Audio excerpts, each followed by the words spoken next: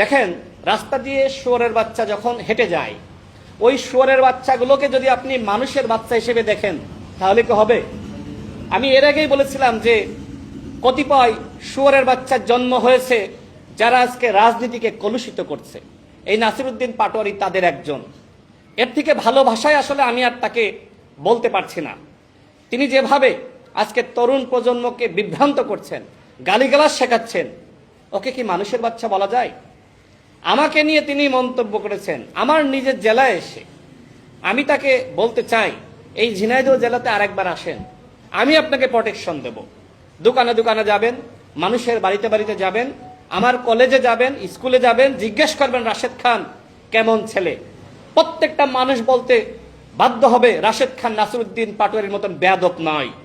আমরা কখনোই আমাদের মুরব্বীজন, আমাদের অন্যান্য মানুষ, তাদের সাথে বেয়াদবি করি না। আমরা সম্মান দিয়ে মানুষকে কথা বলি, কিন্তু যিনি সম্মান নিতে পারেন না তাকে কি সম্মানিত ভাষায় কথা বলা যায় বন্ধুগণ? বলা যায় না।